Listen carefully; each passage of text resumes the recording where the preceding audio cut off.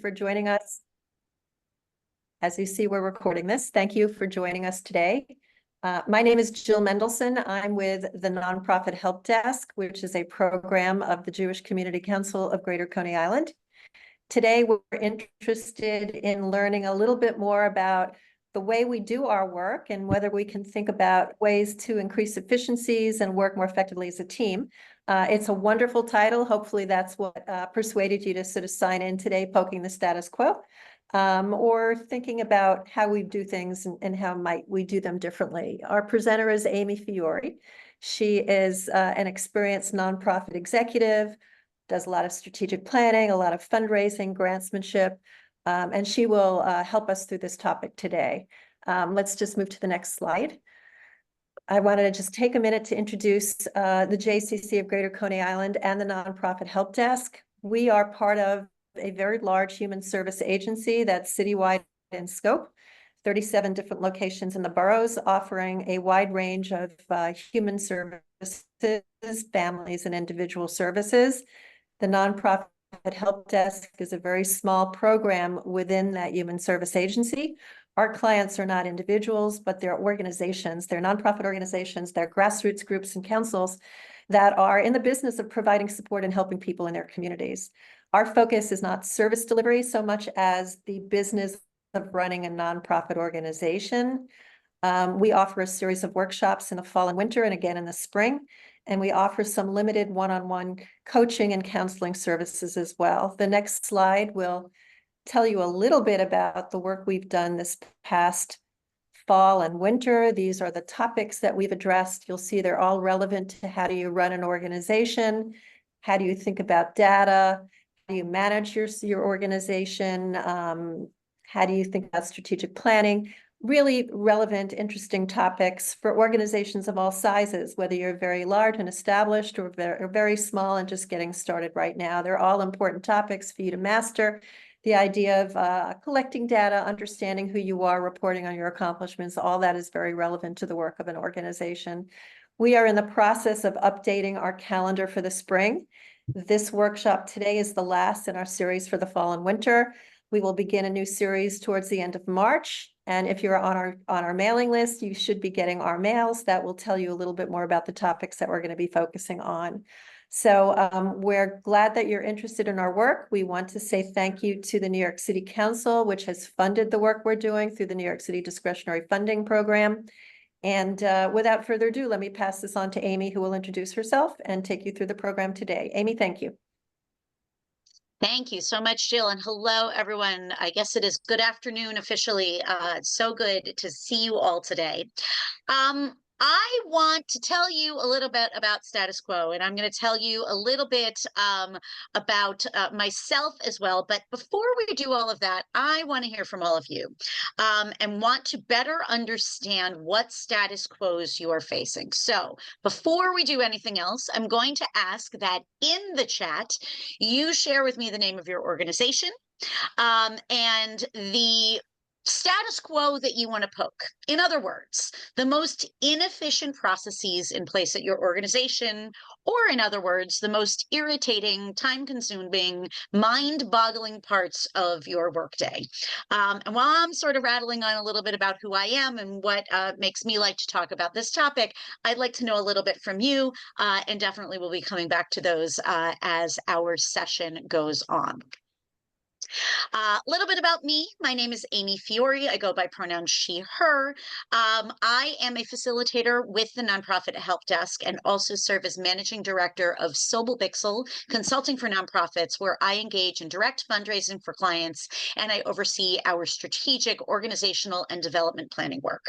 I also am the director of development for Story Pirates Changemakers, which is the nonprofit arm of Story Pirates, which is an arts and literacy organization that is dual headquartered in New York City and Los Angeles. It is best known for our children's podcast, which tops the charts for kids and families. And I have the privilege of both raising money and helping determining where programming is granted across the country and the world for them.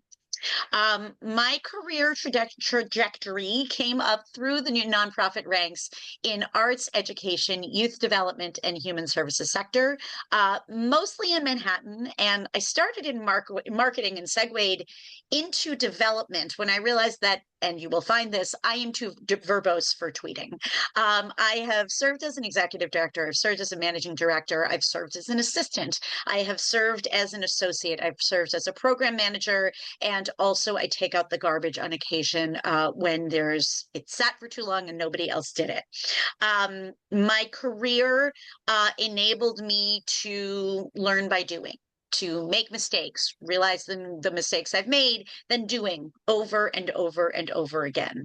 And I believe this is what made me a good consultant.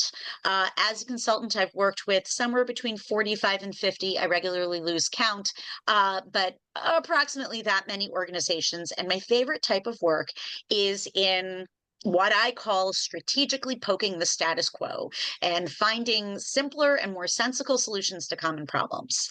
And I really like inspiring staffs and boards to do the same so they can focus on serving and funding their missions. So when Jill came to me and said, I want you to do a series of workshops this year, I said, can I please do this one? And I got the same hesitation that I've gotten from other folks when I say I want to talk about this, because it's sort of, what do you mean poking the status quo? But the truth is, fundamentally, it is what I come back to over and over and over again. Now, I don't want to poke the status quo too hard, to be honest with you, because as a consultant, it keeps me working, keeps me paid. But at the same time, when I see really good, especially nonprofit organizations who are coming to me in a moment of real trial for an organization, most of the time, I can just peel back the layers a little bit and pinpoint, if you had just simplified this, it possibly would have set forth a different trajectory for your organization. And so that's why, with the folks who like to take the time on a Tuesday lunch to sit and examine how to make their organizations better, that's why I want to bring some of the things that I'm seeing in the fields back to all of you. Oh, I see that chat going. Thank you all so much. I know you can see them. I'm going to rattle off some of these. I want to see more of them. And I do want to say, you're choosing to be here at noon on a Tuesday. It means you're carving out time in your busy day. Use this chat function. If you got a question for me, you want to challenge me on something that I'm saying, let's make this a discussion. Make sure this time is worthwhile for you. So feel free to keep it going. I'm going to take a look at who is already written. Meetings that could be Salesforce dashboards. Couldn't agree more. Fisherman's Mark in Lambertville, embracing technology in 2024, working smarter, not harder. Yes, yes, yes. Lack of clarity in processes and proactive approaches in general creates agency-wide inefficiencies. Long Island Alzheimer's, thank you. Too many meetings without clear agenda and without follow-up. Yes, yes, yes. Learn how we can use AI technology to improve long-standing processes. I like that, Norman. I'm not going to necessarily get to that specifically. We're going to talk around it, but it's exactly the kind of thinking that we are encouraging doing. So I'm going to leave time at the end. I'm coming back to you, and I want to have a group discussion, because I think I'm going to assume that there's probably a mixed bag here of folks who are really excited about AI and really terrified about AI, and some of us fall somewhere in between. Jury's out as to how we feel about it. Improving work culture. Ditto on Salesforce. Amen. A dashboard over a meeting. Processes to improve performance, but staff and managers do not follow through. Lack of communication, outdated policies, all of the above. I'm with you. We're in the good place. We're going to get straight to poking the status quo. All right, let's move this on. We all maintain at least one, if not many, annoying status quos. And I'm going to start by naming my own. At Story Pirates, I have a management system for a digital program that was built at the end of 2019. You can probably imagine where this is going. It was intended for in-person programming. It was really thoughtfully put together. It is robust. It is really in depth. I'm really impressed with this program. And it was put together in literally all of the wrong ways because we didn't know what was coming our way. Currently, when entering an event, it automatically calculates and calendars travel time, making each Zoom facilitator think that they need to be there 60 minutes in advance. And of course, they don't. It was also built in Eastern Standard Time, but is now managed by someone who lives and works on the West Coast. So all calendar events that are generated by the system that was supposed to be at the click of the button are now input 3 hours ahead and need to be manually fixed. For my consulting firm, I used to draft proposals and input the potential client's name as many as 15 times in each document. In an effort to make it feel bespoke, sometimes I needed to do a partial abbreviation, and sometimes I would do a full abbreviation. And sometimes, in fact, many times, those were part of a text box in the document that we had set up so that the document looked beautiful, but also meant that Find and Replace could not find the places where it needed to be fixed. It added 5 minutes of writing to each proposal. 5 minutes, not a big deal, but it also left me at risk for errors every single time I did a proposal. And of course, we knew that we would look far worse to a prospective client by including the wrong company name rather than just making it slightly more generic, right? Like the risk reward here. And yet, this was the process for years. And I had to argue in order to get this process fixed. I'll go even so far as to name the broken status quos in my own house. My jacket and keys hang by the front door. I always leave from the garage.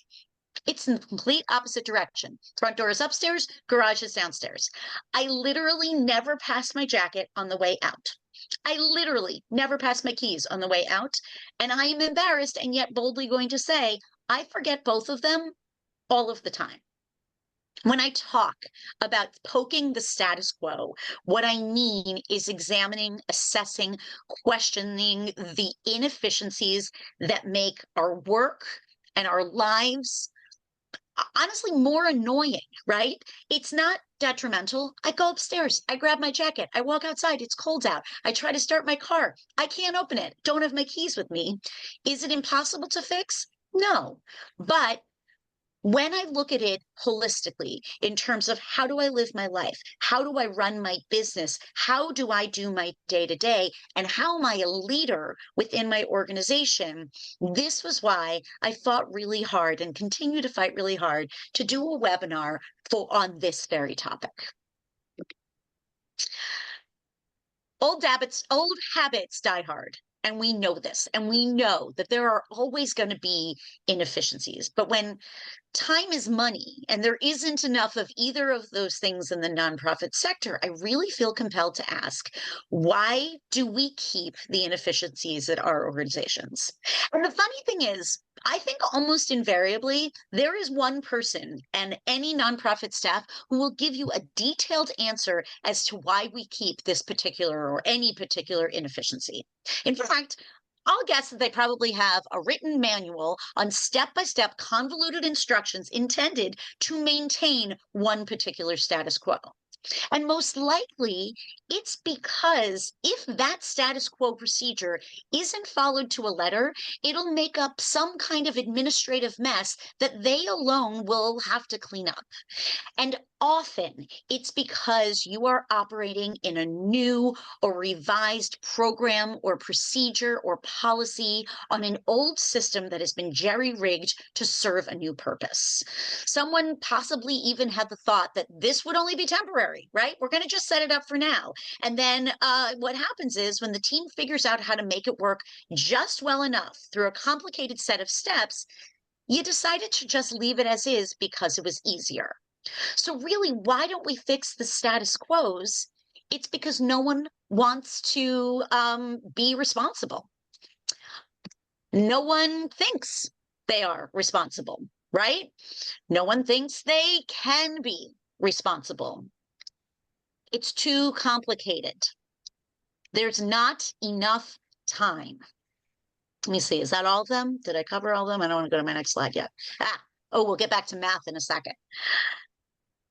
Do any of these things ring true? I'm seeing some nodding in my boxes here, and I appreciate this because the truth is, we see this all the time, we do this all the time, and most of the time we know exactly what the issue is. And if you're I'm sorry, where I lost my place.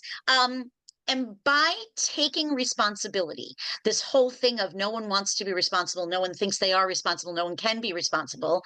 If you're taking responsibility, you have to find the time, right? You have to fight for the money. And most of us, when we look at our really busy days, and we even talk about time and money, I know the money isn't there. I don't have the time to go ahead and solve this.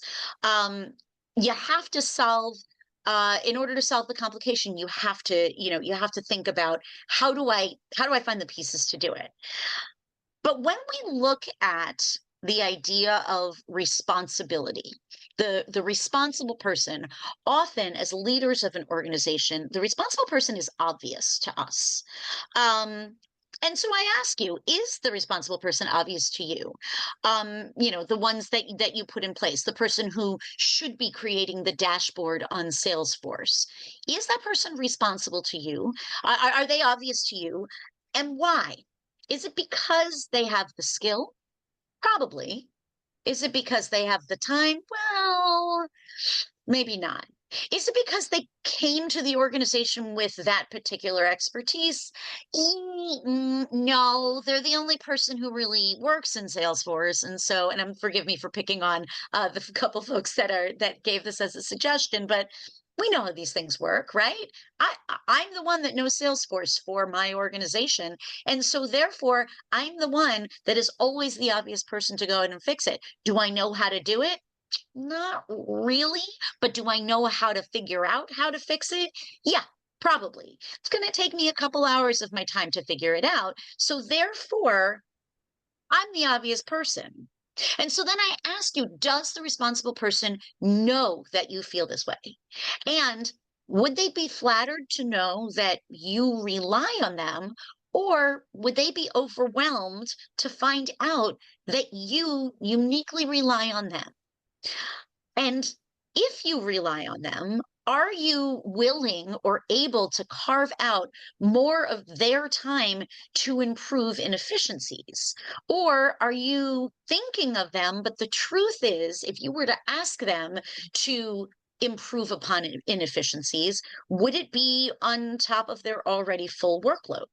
Are you actually willing to make it a priority and do what's necessary to keep it a priority? If that means paying more or hiring temporary help so that they can have the space to focus on solving whatever the challenge is. And if it's not you who gets to make the decision about, do we have more money to hire someone? Are you willing to go to bat for that person? Either by learning how to do the thing that it is that they've managed to figure out how to do, or to help them go and find funding. Now, some of you may be thinking this is silly. Yeah, it's annoying. Nobody likes every aspect of their job, but we all have annoying aspects of our job in every industry. And if that is where your head is at, I'm with you. I have lived in these inefficiencies. Could I hang a hook in my garage? Absolutely. I have lived in this house for 10 years. I never put a hook there because it just felt easier to leave it. But I also know that I'm not the one that's actually going to hang the hook. I'm going to say to my husband, hey, can you on Sunday? I know you got football, but could you maybe think about, right? And I just don't want to have the conversation where he'll say, why don't you hang the hook yourself? And you say, well, I'm really afraid of nails and hammers. And that, right? These are the things that we get lost in. But when it comes to our organizations, when it comes to our leadership, I think it's important to start to think about how much money you are actually spending by keeping the status quo. There's my math slide. I don't like math. I'm not very good at it, but here we go. Okay, let's say your client or onboarding process takes 15 minutes. Could take 15 minutes, but it takes 30, for example, right? You need to do some sort of onboarding process to bring someone in, onboard them with your organization. Could be fast, but it's slower because you have a clunky system. if you onboard one client a day, you are spending an additional $1,000 per year for the complicated system run by a capable and knowledgeable person who is paid minimum wage in New York City. That's an average of 15 minutes more per day. All right? We can afford that. Most of our organizations go ahead and use the ratio. Maybe for your organization, it's 10 times that. Maybe for your organization, it's, divide that by 10, but we can afford it, right? It feels like a manageable number to take a little bit of extra time. But now imagine your system is so old that it creates lag time and it forces your computer to restart regularly. And so now that 30 minutes that could be 15 is actually taking somewhere 45 minutes to an hour, because every time you got to reboot the whole system, you lost the work that you did, you got to re-input it. Well, there you go. There's another $1,000 a year. Now, this person has become seemingly indispensable because no one else knows how to use the convoluted system as well as they do, and it's burning them out. And so they quit. But they offer to consult for you just on this one task because they know that you need them. And they're talking to their friends who are saying, yeah, when you consult, 4 times on the dollar. Absolutely, 4 times on the dollar. And you're desperate. So there you go. Now it's costing you another $4,000 annually. Plus, you need to hire and train someone to replace them because you can't keep the $4,000 going every year. And oh, I lost my place. My goodness, hold on one second. This is what happens when I slide my fingers here. Oh, you're seeing my math problem, but I think you figured out where this was going. And then the new person, you hire someone and they're great, but they work much slower. So now you're spending another $2,000. And this new person is younger and smarter and more confident. And instead of learning faster, they revolt really quickly. And they say, I'm on a broken system and I am not willing to keep on working this way. And it needs to be fixed. So you could rehire and spend another $5,000, just like you've already spent, to continue with the other former employee as a consultant, or you can go ahead and spend $7,000 to fix it after already spending $9,000 to keep it working in the first place. And all of this, your $16,000 is assuming that this is a minimum wage employee. In other words, my really long, complicated math problem, which is really just addition, but I was a theater major, so forgive me. In other words, there is not enough time and money not to fix your inefficiencies in the long term.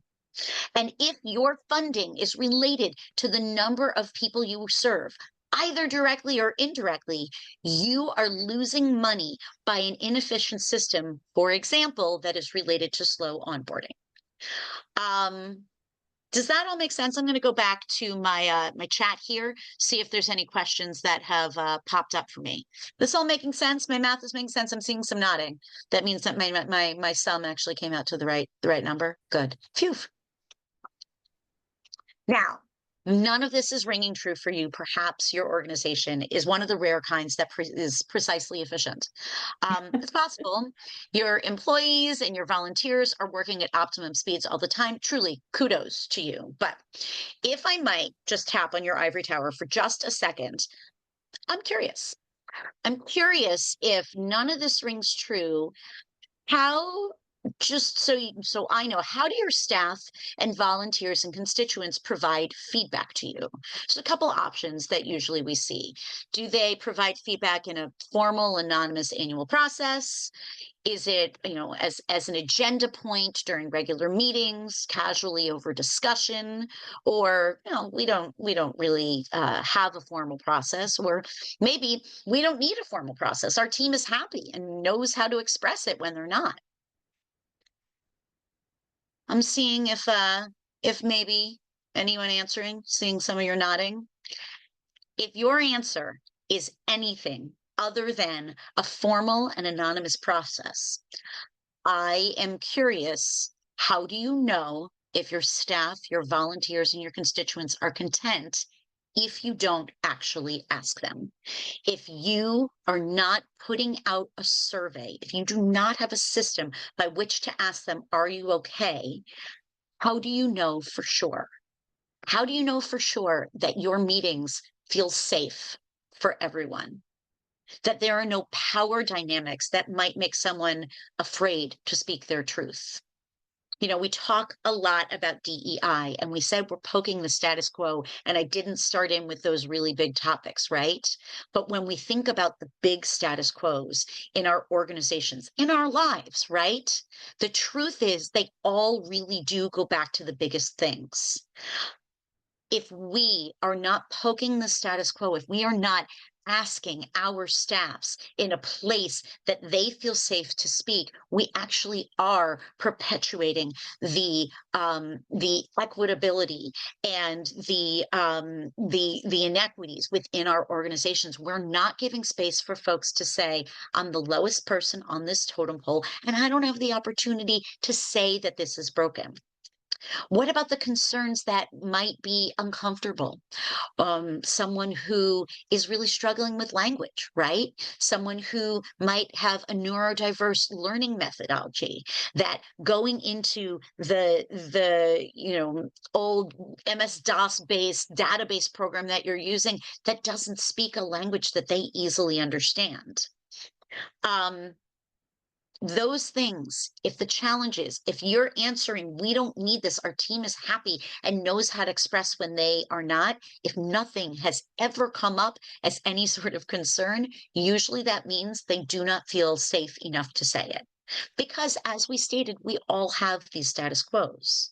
And you have to question to yourself or your leadership, who does your staff communicate to if they have an issue with you or with leadership?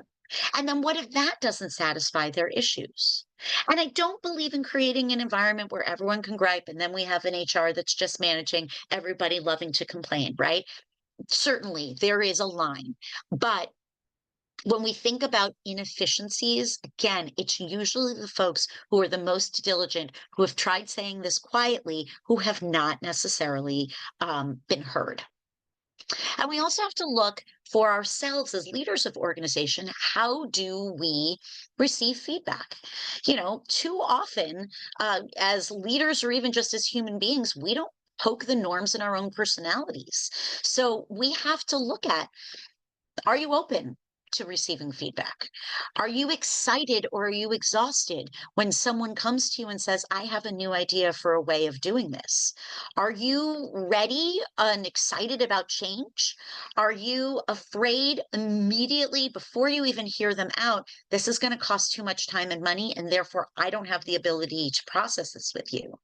And do you have a process within your organization for implementing change? I see some question here. How do we provide anonymity in very small organizations? Even if things are anonymous, there are only a few people. How anonymous can it really be? You know what? It's a fair question, but there are some really good tools out there. If you were to, for example, so Google does this very easily. It's free. If you have, as long as you have a Google account, you can create a Google form and do an anonymous survey for free. If you're worried, listen, I only have 3 people on my staff. If I do 3 surveys, I'm going to know who's is who's simply just by the way they answer questions.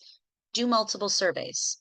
Do do 6 different surveys for the 12 different questions that you want to ask so that the things get mixed up a little bit.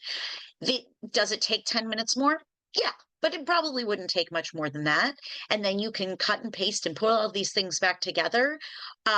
There are tools and ways to do it. Have a comment box. Have somewhere that in your office or through an anonymous email or something like that, where you can get a comment box. And also, as a nonprofit organization, I don't think we're just talking about our staffs. Who are you serving? Are you also seeking their feedback? Are they finding inefficiencies within your organization? But thank you, Elliot. It's a really, really good question. All right. I spend most of my time as I mentioned, facilitating strategic plans. And regardless of the nature of the organization, the same thing happens nearly every time. Someone on staff knows exactly what's wrong and needs fixing in their organization. Within my discovery process for a strategic plan, which is very robust, I interview up to 15 people, I disseminate multiple surveys, I hold focus groups, I insist that staff and volunteers and constituents are all part of the process. And I've found that usually the most insightful point of view comes from someone on an assistant or an associate level and has been there approximately 3 to 5 years. They know what isn't working well. They have solid, thoughtful, often simple suggestions on how to fix it, and they have zero authority.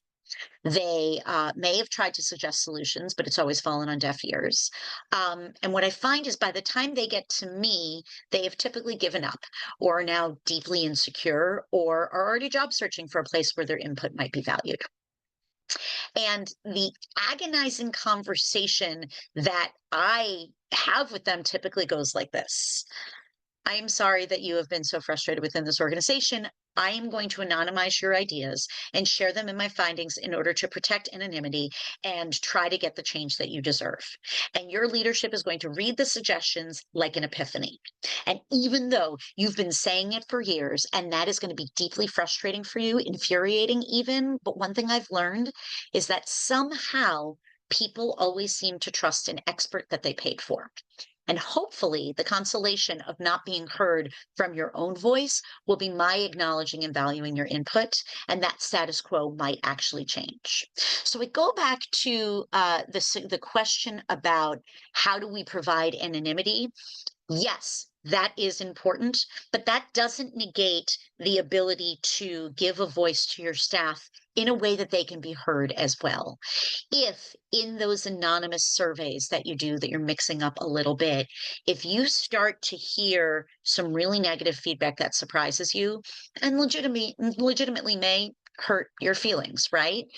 Um, you might then need to look at how you're organizing your meetings, how you're actually communicating with your staff, because you'll find some things that are surprising coming out of a survey, but if it's shocking to you, if you feel like what you're getting back from your anonymous surveys is describing an organization that's entirely different than the one you are aiming to run, that is when your conversations need to be different. That is when you need to be peeling back the curtain and getting rid of the anonymity so that not by going back to those surveys, but going back and potentially a mea culpa, potentially a little bit of vulnerability, where you're going back to your staff to say, all right, we did these surveys and I got to own some stuff because I wasn't listening and I'm hearing loud and clear. And that might not be easy for you. It wouldn't be easy for me. I'm not great at saying I'm sorry. But in order to go ahead and in order to find what else might be wrong with your organization, you need to create that open line of communication so that other folks feel like they have a voice. The next time they don't have to wait for that annual survey to come out. All right, did I miss any notes here before? Okay. So we talked about the survey process. Okay. How else do we find the hidden challenges or issues, the status quos that might be broken within your organization? Now, this is an interesting one, and it's one that has actually come up through my work with the nonprofit help desk. As Jill mentioned briefly, and we'll talk about at the end of the session, I have the opportunity to provide one-on-one fundraising, nonprofit consulting with some of with folks who attend these types of webinars. And more than half of the time, I am asked, how do we get institutional funding? We are a very new nonprofit organization. How do I get a grant? Because the grant is there and it's $100,000 and we are worthy of $100,000. How do I make that $100,000 mine? This is where the conversation starts. And so I ask them to send me their language. Send me your grant proposal. Send me what you would put in a grant proposal if you haven't sent it, because one of the ways that helps to get the grant is by sending a proposal. But even before that, I take a look. Sometimes they say, oh, we haven't even done that much. Go to our website. And I swear more than half of the time I read the first three about us paragraphs of a proposal or a website, and I know exactly what's wrong with an organization. I worked with one semi recently, and the mission did not include a single phrase about what they were serving and who they were serving, what they were serving and how. Not a, no joke, not a single sentence. And to me, when we think about the status quo, it's the invisible things that we pass every single day. Do I need to move the hook for my jacket down to the garage? No, I know I need a jacket. I just need to open my eyes when I'm walking by my jacket every time and grab it, right? I need to think about I'm getting in my car, I'm going to need my car keys, right? And so we think we're crystal clear in our direction. We think we're crystal clear in our communication and our leadership. And truthfully, often we aren't. So, how else do you find your status quos? Have a trusted friend. Um, Try to understand something that you think is completely clear. Now, my husband is no longer willing to raise his hand to do this. He did for years, but I've been doing this a long time. But it used to be I would give something to my husband, he would read it and be like, yeah, looks good. And I go, great. And then I would send it out and then I wouldn't get the grant and I couldn't figure out what was wrong. And then I decided, hey, babe, wait, can you do me a favor? Just read this. I know you read it already. I'm sorry. Can you read this paragraph for me? Can you paraphrase it for me and tell me what I'm saying? And he would paraphrase it for me and he would literally describe a completely different organization. And I was like, oh, oh, okay. Nouns. Nouns are really important in this paragraph. And I just didn't see it. I had gotten that outside pair of eyes, but I wasn't asking the right questions in order to help me see this status quo language that I had been using time and time again in order to get my organization funding. And I didn't understand why my organization wasn't getting funding. We had a great mission. We were doing great work. I wasn't effectively telling anyone what that was. So get an outside pair of eyes, have them explain it back to you, see if they are understanding what you intended. Another way to identify the broken status quos within your organization is, and nobody's going to like this because it's a really irritating thing to do, but track time. I mean, literally, have your staff get an app for a month, have your staff clock in and out of tasks for, a week, a month, something like that. Have them actually turn a clock on and off, similar to the way an attorney turns a clock on and off for a client. This is smart for many reasons. Funders often want to know how much staff time is spent on a program, so then you actually have accurate information for that. But if your staffers managing cumbersome tasks track their time on it, you're going to get a real sense. So let's say you have a squeaky wheel on your staff and you're like, yeah, this one person keeps complaining about this thing, but they complain about a lot of things. I don't know if I trust them. Look at their hours. See if it really is taking the amount of time that you expected it to take, or is it actually taking 10 times more? Don't tell them why you're having them track their hours necessarily. Just ask them to do it. Say, we need to do it for a grant, and then go back and take a look and see if that is, in fact, far more challenging than you thought it was going to be. But also be sure to track how long it takes them to teach someone else a cumbersome process, right? And for a newer person to manage it. You may have the person who's really adept at Salesforce go ahead and do the task, and you're like, see, only took 5 minutes, super easy. But then that person can never go on vacation, right? How long does it take somebody else to do it? And on the same token, sometimes you got to undercover boss this stuff, right? That sort of schlocky show that, made everyone feel good during the recession of the boss is now going to give money to. You don't have to do a silly costume, right? Don't have to do a disguise. But I regularly say, now, I don't necessarily do this. I regularly say, do as I say, not as I do, because honestly, I run into this problem all the time. And I mean that about everything that I'm saying here, to be honest with you. But I regularly say that I shouldn't try to manage a staff member to do something I have not done myself. And I don't follow that mantra all the time, but when I don't, I almost always regret it at some point because If I can learn and execute something that I didn't create easily, then it's fair of me to expect that of others. And if not, there's my sign, right? If I realize, oh, wow, I'm a relatively smart person and this is really complicated and seems like it could be simpler, then maybe that staff person that is a bit of a squeaky wheel, maybe they actually are onto something, and you need to go back and look at how do we make this easier for them, or how do they think we could make it easier for them. All of this is to say that you need to be evaluating constantly. We don't like when funders say metrics, metrics, metrics, right? We impact. How do we, how do we measure the value of improved self-confidence, things like that, right? This is our lament as nonprofit organizations. But at the same time, there is value in measuring what we do and how we take it is about taking care of our people, both our internal people and our external people. We have to be looking at those things because otherwise we're creating these inefficiencies that we never intended to be there. And the longer you keep the inefficiency, the harder it feels to be able to go back and try to unpack it and fix it or replace it.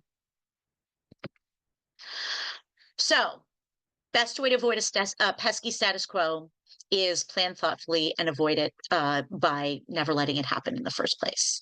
You probably have heard of the SMART goal acronym. It's funny, when I first brought this up before you all joined the webinar today, I ran through the slides really quickly and Jill laughed and said, SMART goals, seen those before, right?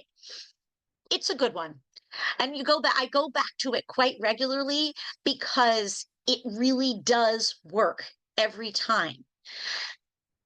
Anything you are aiming to do needs to be specific. If you are asking someone in your staff to do something, you need to be crystal clear about what it is you are asking them to do. If you don't do that, they're going to start building a wrong system or procedure or policy that isn't exactly in line with what you are trying to achieve. So going back, looking at your systems and your procedures and your policies, are they specifically serving the need today that they started serving when the system was built? And if not, go back and reconfigure it. Are they measurable? Do you know that what you are aiming to do as an organization, how do you know if it's working? And that brings us back to the surveys, right? That brings us back to the discussions that we have as an organization. That brings us back to how are we looking at this? Are you measuring what it is you need to do? And are you measuring whether or not you're doing it effectively? Are your goals attainable? Is it realistic to scale your programming on the computer system, on the series of connected spreadsheets that basically are the operations of your organization? The devil is in the details on so many things. And if your entire organization runs the risk of, if somebody deletes one cell in a spreadsheet, and all of a sudden that means that years worth of work run the risk of being lost. So therefore, you need a 20-page manual ultimately to say, don't ever delete this one cell because this is the magic cell. Is that attainable? Is that level of success actually attainable long term? SMART goals, the R, I quibble on a little bit. I do think that your goals as an organization, for whatever you're trying to, set up and avoid a status quo with, relevant is true, but I like to replace the R with responsible. You need to be thoughtful about who is responsible for what it is that you are trying to achieve. And are you setting this up in a responsible manner? I love the dual meaning of that, right? And then lastly, time bound. If you're setting something up, no organization is finite. The system, the policy, the procedure that you set up is only good for a finite period of time. And then you need to go back and say, wait, does this system work in the way that we intended for it to work? Yes, but the program that it's serving doesn't. So therefore, no, the system doesn't work in the way that we were intending for it to work. I quite regularly do board trainings. I'll facilitate lots of board retreats, and I'll start by meeting with an organization, and they will say, list off, all of the reasons why things aren't working. Here's what's broken. Here's what's this. Here's what's that. Um, Most of the time, it's because a board of directors has just been around too long. They've been sitting for too long, and I say, what about term limits? What about, if someone has exhausted their usefulness on this board of directors, how about maybe setting some term, how about utilizing your term limits? And the answer is always, but our bylaws say we can't have term limits. When was the last time you updated your bylaws? Have you looked at amending your bylaws? Oh, no. No, we worked with a lawyer back in 1976 on those bylaws. And yeah, do those bylaws allow for Zoom meetings that you created back in 76? No. Well, of course not. No, but you have Zoom meetings, right? Those bylaws say that you meet in person at this, 123 Main Street. Oh, yeah, that building was torn down years ago.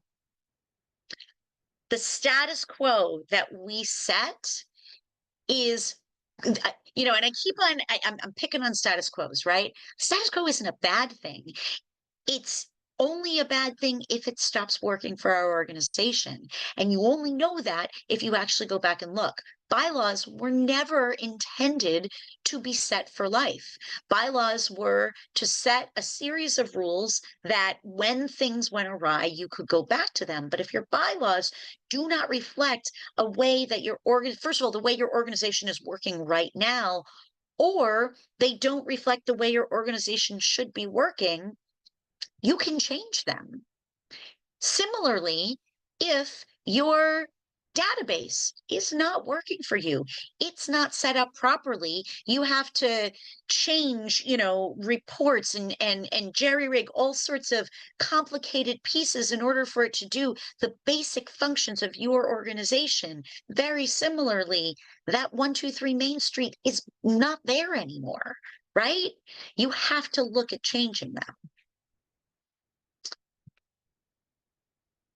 So that means we plan thoughtfully, not reactively. You do not set a procedure because of what's broken. You set a procedure because of what you're trying to accomplish. And that procedure that you set should have mile markers in it. It should have assessment points and a promise that we're going to revisit this procedure every 18 months to make sure that this is the procedure that works for our organization. We need to empower those who are responsible. That often means someone who is at an assistant or an associate level. We need to give them the tools that they need to be effective at their job. And when they say, this has become cumbersome, we need to be able to listen. We need to provide resources to them, whether that's training or the ability to explore maybe this, tool that we spent a lot of money on 10 years ago. Maybe that's not the tool that's the one that we should be using long term. And then pilot new initiatives with feedback loops built in so that we can get a sense of when those things aren't working. And with these intentions, with what we're trying to create, it's okay to start small. It's okay to just be really intentional in a very small way and track along the way and assess. And then most importantly, it's okay to say, you know what, we worked really hard on this one solution. It's not the right solution. We're going to have to start again. We're going to have to try again. I see some questions have already popped up in the chat.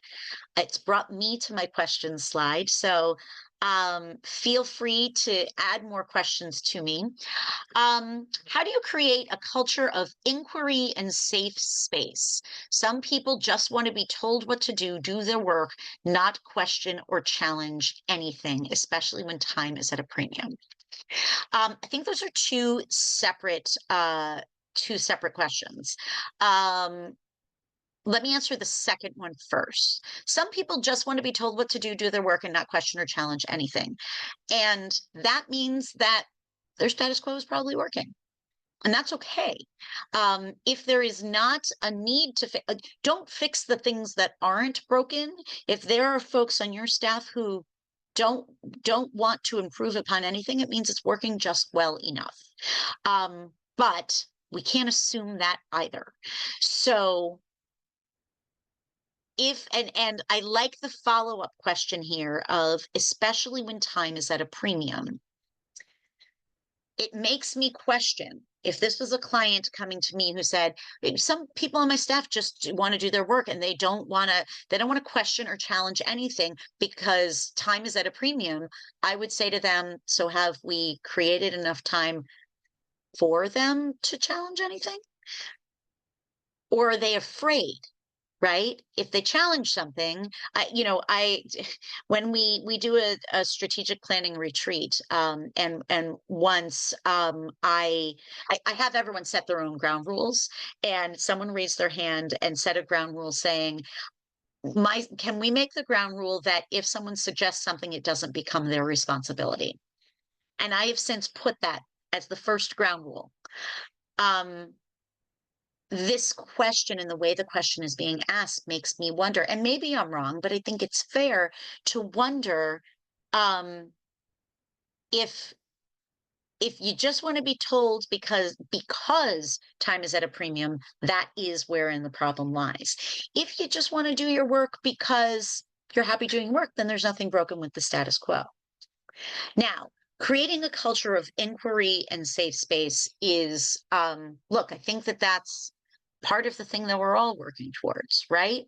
We are, the focus on diversity, equitability, inclusion. These are the conversations that every organization across our country is having.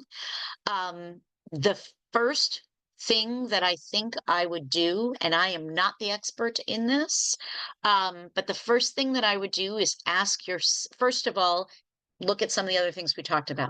How do you receive feedback? How do you believe you already have somewhat of a safe space? Do the anonymous surveys, and add questions about that, of what are the avenues for giving feedback, and start to assess if you already have a safe space. And if it feels like there is a safe space, I would name it. I would say, we're carving out a meeting where I want everyone's phones down. I'm looking for a day that does not have any deadlines, and I'm giving you permission to be late on a deadline. We're going to carve out real space to say we want to have an honest meeting. And question number one is, what do you all need to make this a safe space, to feel comfortable? And see what responses you get.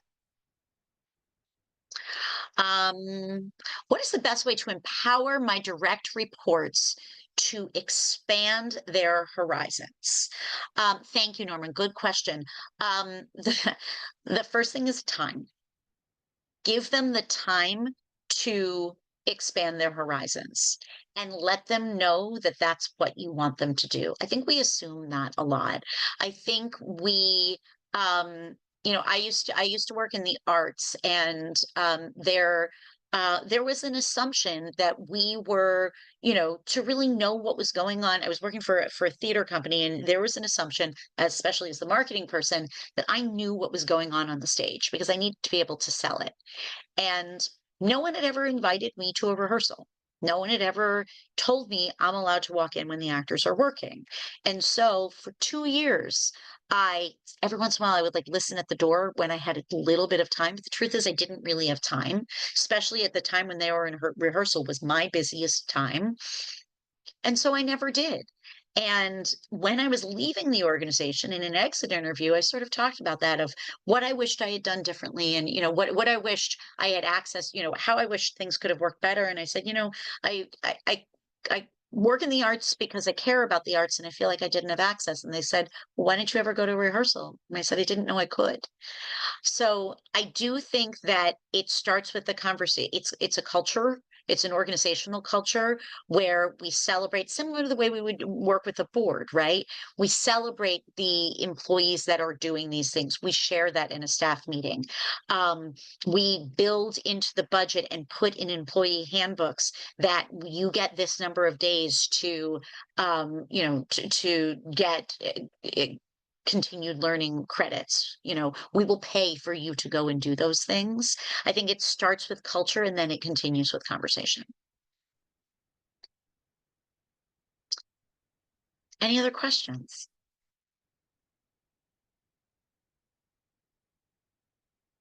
All right, then I will move us on to our I have two of them. I have two slides here, two last slides.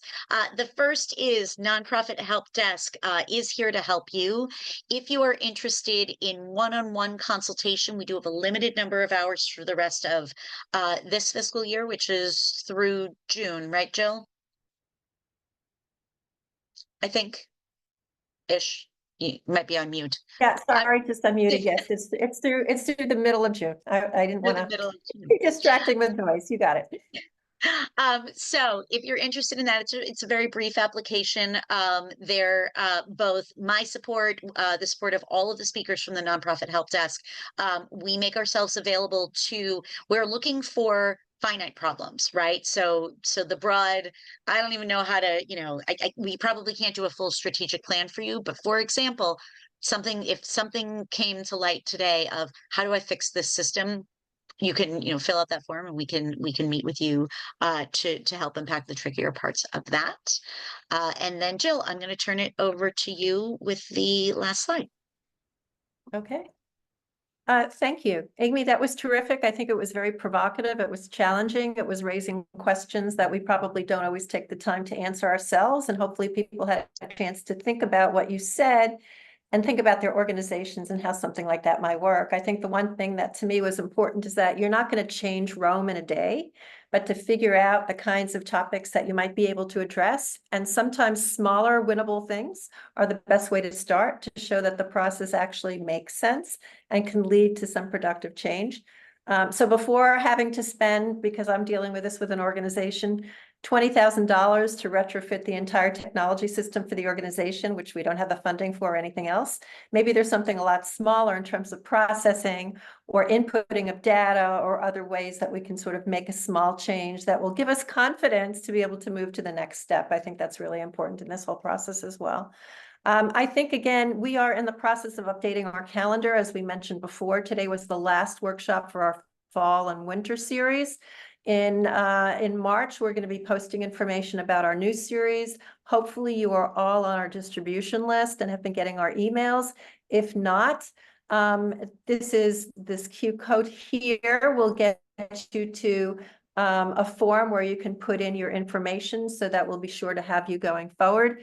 And again, as Amy said, we have a panel of experts covering a lot of different topics that are relevant to the nonprofit sector. If you have a question, if you'd like to have an hour's consultation with somebody on something you're struggling with, please take a look and take advantage of that. Our services are available at no cost because of the funding that we get, which is again through the New York City Council. It's discretionary funding program. So we hope to hear from you. We hope to hear and see you again in future sessions. If you have any feedback on what we've done today, we are open to that as well. At the end probably of our session, probably towards the middle of June, we are going to be sending out a survey, not to everybody, but a sample of people. If you're one of the lucky folks who happens to get our survey, we would be grateful if you're taking 5 minutes and just giving us some feedback as well. So I think that's it. It's a beautiful day out there. The sun is shining. Have a great, productive day. And we look forward to seeing you again. Thanks for joining us. Take care, everybody.